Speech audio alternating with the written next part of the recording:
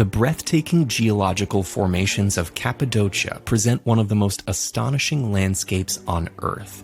Also known as fairy chimneys, these sturdy stone cones were created by massive volcanic eruptions which poured countless tons of ash across what would eventually become part of central Turkey.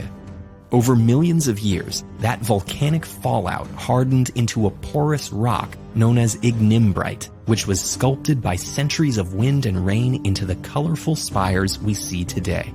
But this impressive terrain hides an equally remarkable feat of pre-modern engineering, a network of extensive underground cities stretching deep below the surface. Archaeological work on these mysterious ruins only started in the 1960s, so researchers still have many unanswered questions, but they have been able to determine some of the basics.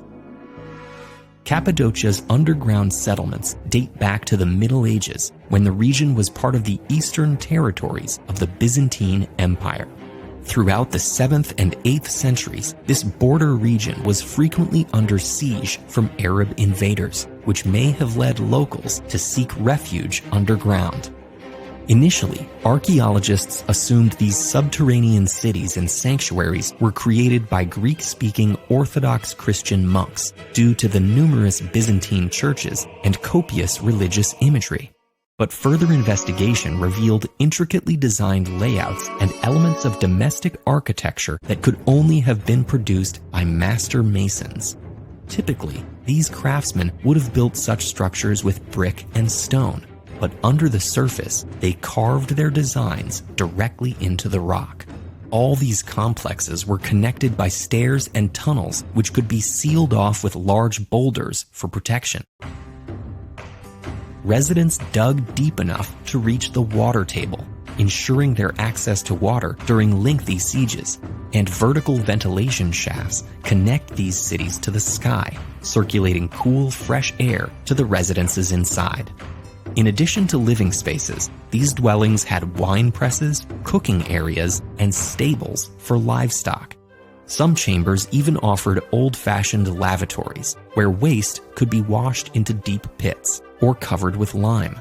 Normally, this approach would still have left some stench, but the region's absorbent volcanic rock helped maintain a dry and odor-free environment. The rock's composition also helped ensure stable temperatures throughout the year, making these spaces ideal for long-term living and food storage. By the 11th century, the Byzantine Empire secured its eastern frontier, bringing peace and stability back to the region. But rather than abandoning their underground settlements, locals expanded them into the landscapes above.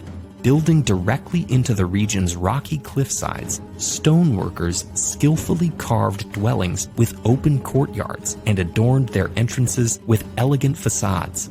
Numerous churches were also carved from the rock, all designed in the standard architectural styles of the Byzantine Empire during the 9th to the 11th centuries.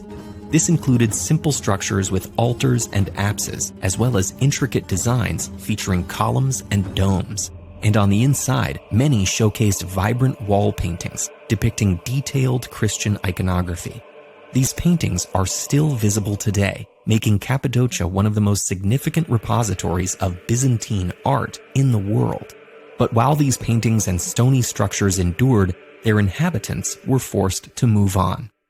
It's believed that the Byzantines started vacating the region when the Seljuk and Ottoman Turks took hold of it in the late 11th century. Over the following centuries, local farmers and villagers used these spaces for storage and squatting, and there's evidence of some inhabitants as recent as the early 20th century. However, in the past few decades, these cities have been recognized as international heritage sites, requiring care and preservation. This designation has earned them government protection and attracted both curious researchers and tourists eager to explore their labyrinthine passageways. Derinkuyu, which stretches up to 85 meters below the ground, and Kaymakle are the two best known and most visited. But Göreme, Ihlara, and many other valleys are where you can see the finest preserved churches, all with spectacular Byzantine architecture and wall paintings. And as researchers continue to excavate these sites, they'll undoubtedly uncover even more secrets from this buried history.